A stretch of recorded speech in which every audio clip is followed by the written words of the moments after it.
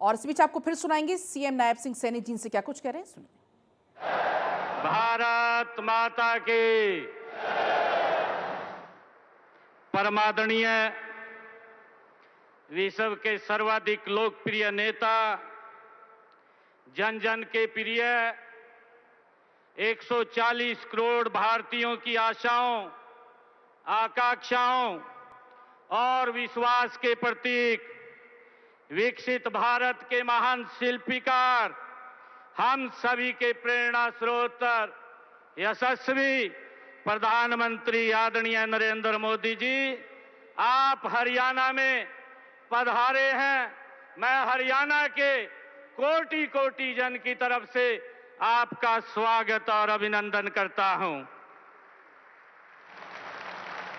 आज हमारे बीच में हमारे केंद्रीय रेल मंत्री अश्विनी वैष्णव जी पधारे हैं। हमारे माननीय राज्यपाल महोदय असीम घोष जी, हमारे प्रदेश के विधानसभा के डिप्टी स्पीकर कृष्ण मिड्डा जी और आज उपस्थित हमारे मंत्रीगण, विधायकगण, चुनाव लड़े हुए सभी प्रत्याशीगण, हमारे सांसदगण, पूरे हरियाणा प्रदेश के कोने कोने में आज जुड़े हुए इस भव्य और दिव्य कार्यक्रम में मैं सभी का स्वागत और अभिनंदन करता हूं। माननीय प्रधानमंत्री जी, हरियाणा की 3.25 करोड़ जनता की ओर से, मैं हरियाणा सरकार की ओर से तथा अपनी ओर से आपका हृदय से गहराइयों से स्वागत करता हूं, अभिनंदन करता हूं, वंदन करता हूं।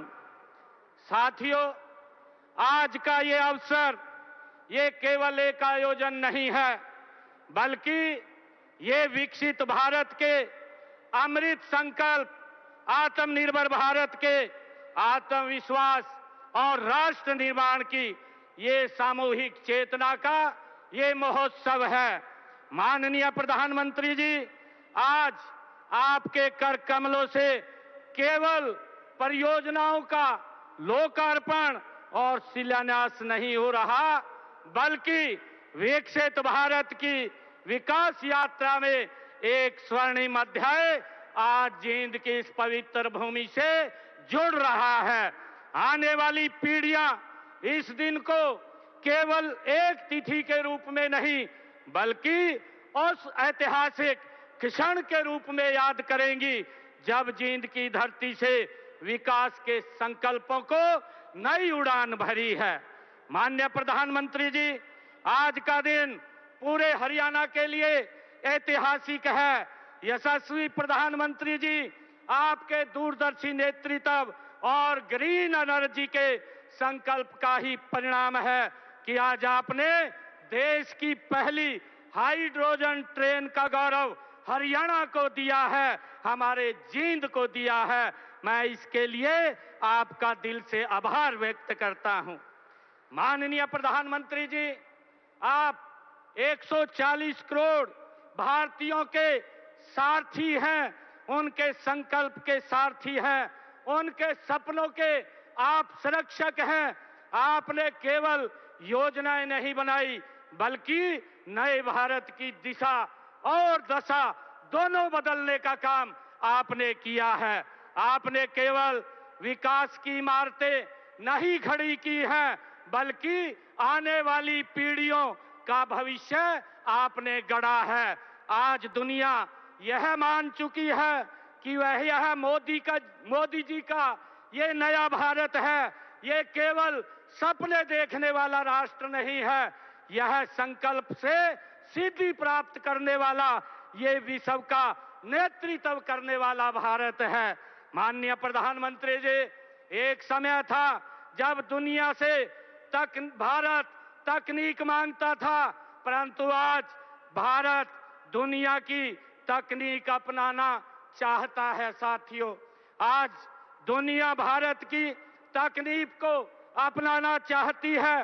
माननीय प्रधानमंत्री जी, एक समय था जब भारत अवसर खोजता था, आज पूरी दुनिया भारत में अवसर खोज रही है।